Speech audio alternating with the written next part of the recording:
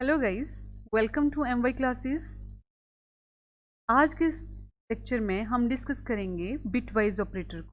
Theoretical part हम cover up कर चुके हैं इसका प्रोग्रामिंग लैंग्वेज सीरीज के पार्ट फोर्थ में, जहाँ पे ऑपरेटर्स को हमने डिटेल में डिस्कस किया है। आज हम इम्प्लीमेंटेशन देखेंगे कि बिटवाइज ऑपरेटर की इम्प्लीमेंटेशन कैसे होती है। इसमें बहुत सारी क्वेरीज थी स्टूडेंट्स की कि ऑपरेटर बिटवाइज ऑपरेटर किस तरह से काम करता है, क्या आउटपुट रहेगी अगर हम ऐसी वैल्यू देंगे, या क्या आउटपुट रहेगी अगर वैसी वैल्यू देंगे। तो थ्योरेटिकल पार्ट को कवर अप करने के लिए आप प्रोग्रामिंग लैंग्वेज सीरीज का पार्ट 4 पहले पढ़ेंगे, फिर इस वाले पार्ट को देखेंगे। यहाँ पे हम इम्प्लीमेंट करके देखेंगे कि क्या वही आंसर आ रहे हैं जो हमारे आने चाहिए। अगर आपने थ्योरेटिकल पार्ट को अच्छे से कवर अप किया है तो बस आप अपनी कॉपी पेंसिल भी साथ में रखेंगे, ताकि वेरीफाई होता रहे कि आपका आंसर और कंपाइलर का आंसर सेम आ रहा है, कि मशीन का आंसर गलत नहीं है। ठीक है, तो लेट्स स्टार्ट द लेक्चर। तो फर्स्ट लाइन एज ऑलवेज हमारी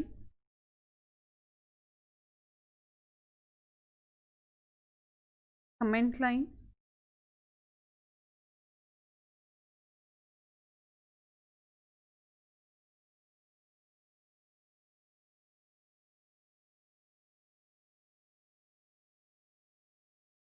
और लाइन हो गई। प्री इंक्लूड वर्ड है, ये क्यों लिखा जाता है, ये यहाँ पे एक क्वेश्चन। और डॉट एच यहाँ पे क्या शो कर रहा है। क्वेश्चन हमेशा की तरह आप आंसर करते रहेंगे कमेंट बॉक्स में।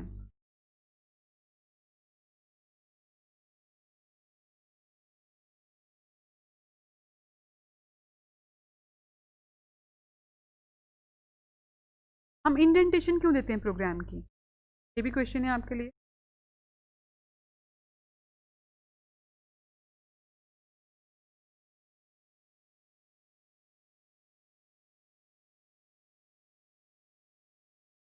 एक्स में वैल्यू दे देते हैं हम यहाँ पे equal to 50 and y is equal to 28।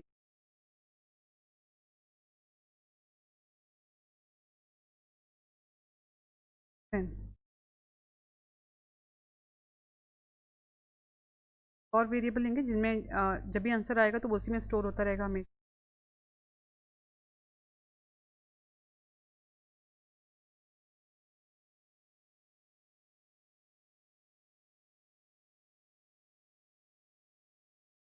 Shift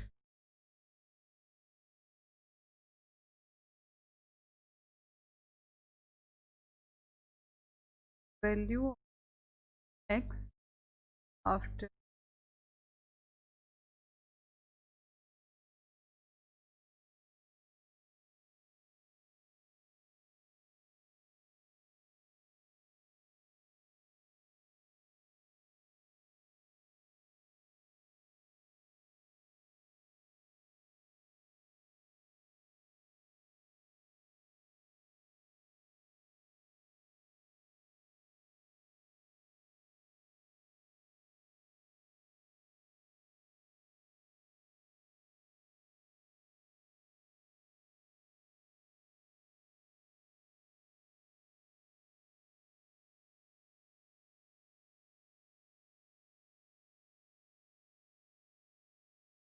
जो मेरे लेक्चर को पहले फॉलो करता है उसको पता है कि मैंने यहाँ पे ये क्यों किया, कि अभी अभी बंद कर दिया इसको।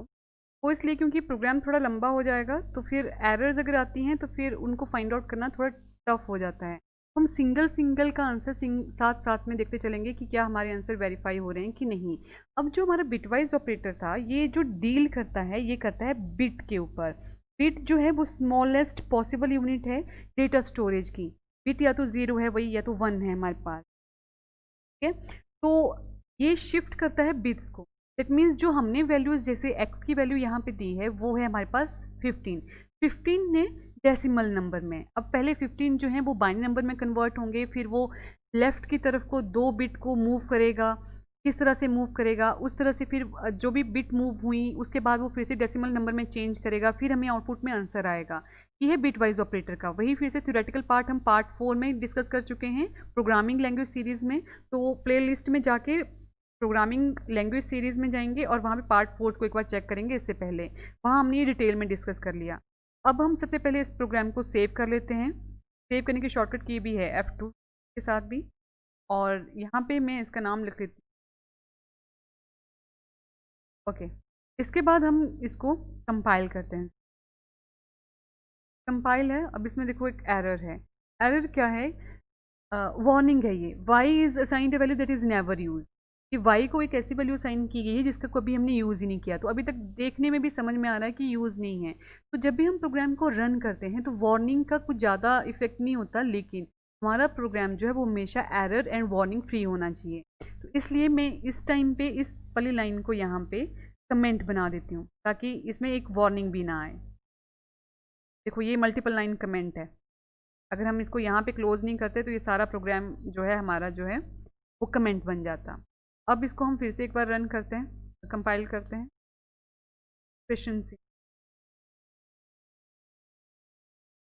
एक्सप्रेशन सिंटेक्स में देखो क्या एरर थी यहाँ, कि ये जो कॉमा है अगर हमारे पास आगे कोई वैल्यू ही नहीं है तो फिर इसको लगाने का क्या यूज़ था। एक एरर थी यहाँ। इसको इस तरह से हमने मूव आउट कर दिया।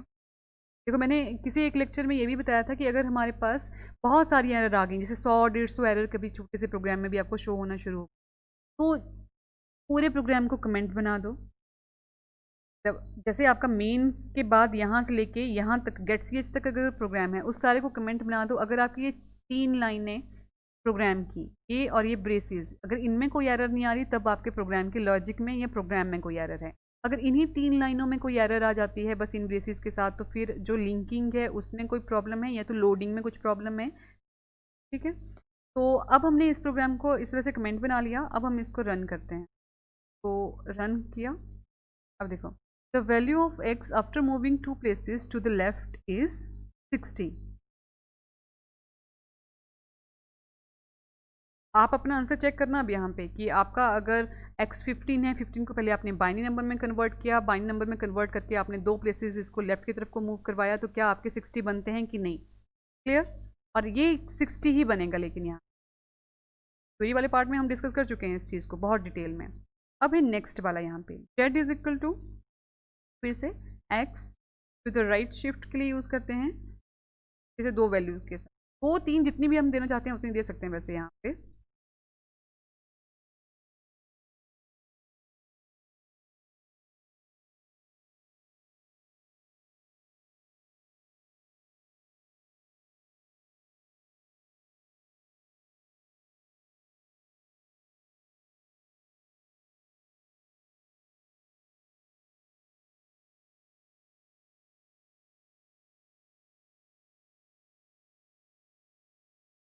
ठीक है, अब इसको, अभी है राइट शिफ्ट की तरफ। बिट अगर राइट शिफ्ट की तरफ 2 प्लेसेस मूव करती है तो क्या आंसर आएगा?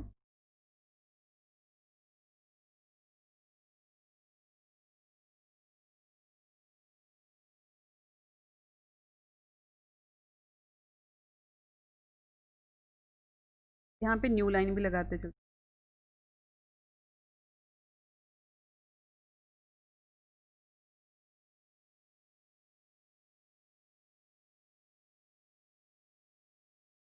ओके, तो यहाँ पे क्या हुआ? देखो z में वैल्यू जो है हमेशा स्टोर होती है जो रीसेंट की वैल्यू है। यहाँ तक जो z में वैल्यू स्टोर थी वो थी 60, लेकिन जैसे ही हमने एक्सप्रेशन चेंज किया तो जो इस एक्सप्रेशन की वैल्यू है वो अब z में चेंज हो गई। तो वेरिएबल को वेरिएबल भी बोलते भी इसीलिए हैं कि उसमें जो मोस्ट रिसेंट की वैल्यू है वही स्टोर होती है, पिछली वैल्यू को वो ओमिट कर देता है वहाँ, या वो जो है ओवर राइट हो जाती है प्रोग्राम में। अगर हमें वही value throughout the program चाहिए तो या तो हम उन वेरिएबल को, देखो एक्स का वेरिएबल हम कहीं भी ओवरराइट नहीं करा रहे, एक्स में वैल्यू स्टोर नहीं करा रहे, एक्स की वैल्यू को हम यूज़ कर रहे हैं, लेकिन जेड में हम वैल्यू को स्टोर करवा रहे हैं जो हम फिर आउटपुट में यूज़ कर रहे हैं। ठीक है, तो और हर बार हम जेड की वैल्यू को ही प्रिंट ले रहे हैं ताकि जो एक्सप्रेशन इवेल्युएट हुआ है उसी का आंसर आए हमारे पास, ओवर राइट वैल्यू का नहीं आए। तो z में जो है वो ओवर राइट हो जा रही है वैल्यू। z में देखो यहाँ तक 60 थी तो 60 है अभी भी। उसके बाद जब नेक्स्ट एक्सप्रेशन के पास वो आया तो उसने यहाँ पे कर दिया इसको 3। अब फिर से आप इसको पहले बाइनरी नंबर में कन्वर्ट करेंगे, राइट की तरफ को 2 शिफ्ट मूव करेंगे, क्या आपका आंसर सेम आता है कि नहीं आता, ये वेरीफाई करेंगे। तरह से नेक्स्ट ऑपरेटर है हमारे पास bitwise and operator. Again z is equal to x, bitwise and में हम ये वाला ऑपरेटर यूज करते हैं और उसके साथ फिर हम यूज करते हैं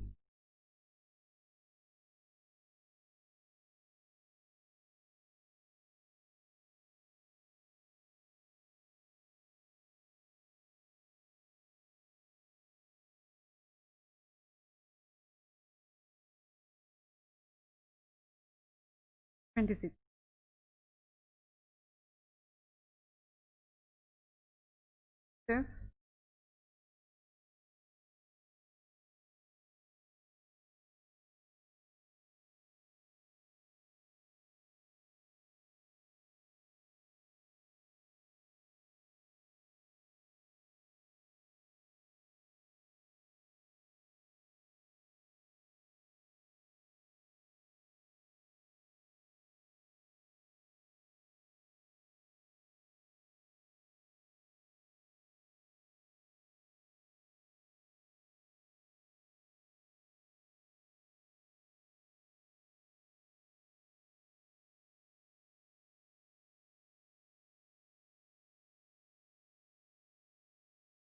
फिर से हम इसको सेव देते हैं,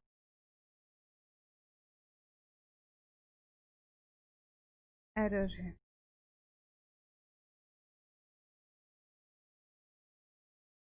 should printf should have a prototype that, देखो यहाँ पे छोटी एरर्स, ऑल्ट एफ। ये आंसर वेरीफाई करते चलना अपने लिए साथ के साथ ही। अगर हमारा x जो है वो फिर से 15 है और 26 के साथ अगर हम एंड ऑपरेटर को यूज़ करें, और एंड ऑपरेटर का क्या काम है वो आप फिर से थ्योरेटिकल वाले पार्ट में देखेंगे। एंड वो 1 0, अगर 1 0 है तो 0 है, 1 1 है तो 1 आएगा, 0 1 0 0 0 0 एंड ऑपरेटर के साथ। इसी तरह से अब हम इसको और ऑपरेटर के साथ भी चेक कर लेते हैं। तो z is equal to x, ये है पाइपलाइन वाला सिंबल, ये होता है बैक स्लैश के साथ। अगर कीबोर्ड के ऊपर आप देखोगे कभी तो ये है बैक स्लैश के साथ यूज रहता है, बीच से ये देखो कटा हुआ है, तो इसी को बोलते हैं पाइपलाइन सिंबल हम यहाँ पे। तो x है, फिर से हम 26 के साथ इसको एवेलुएट करवा लेते हैं। 26 and then again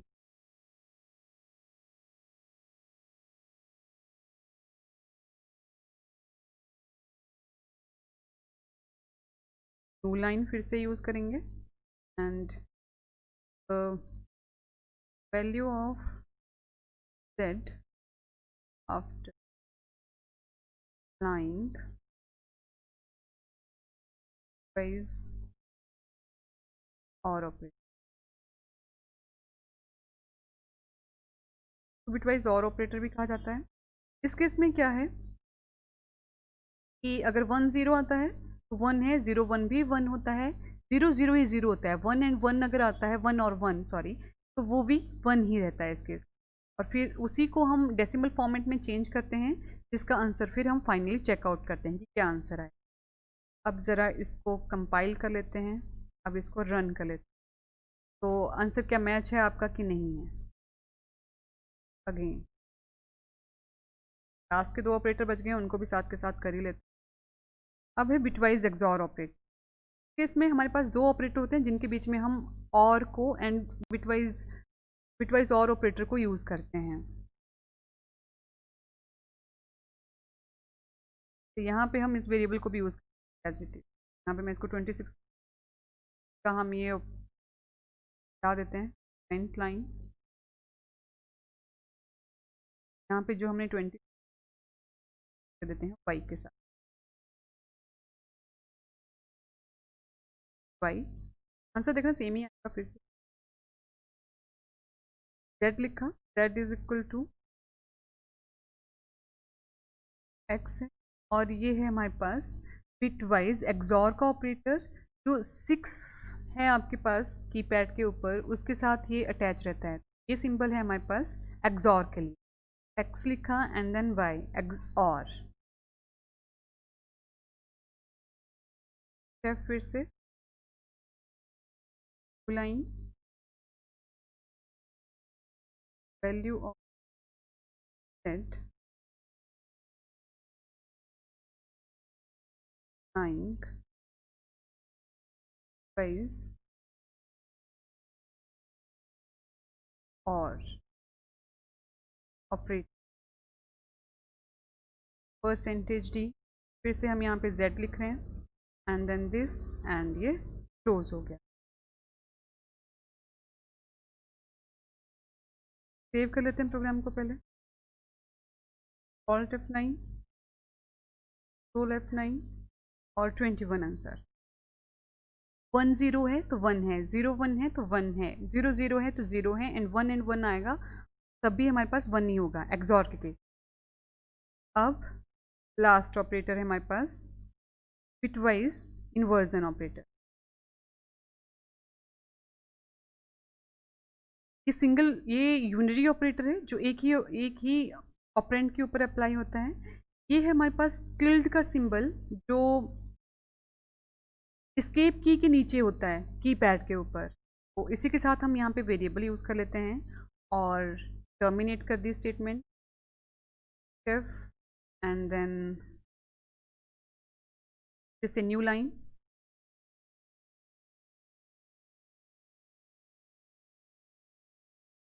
value of set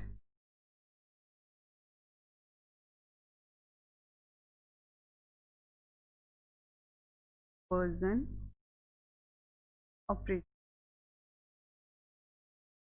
percentage D and z termination. Okay, देखो ये नेगेटिव में आया क्योंकि हमने वहाँ पे पढ़ा था कि जितनी भी बिट्स होती हैं वो सारी जो हैं वो चेंज हो जाएंगी to the other part, like 0 1 में चेंज होता है 1 0 में, तो जितने भी हमारे पेयर बने थे बाकी के वो भी सारे चेंज हो गए।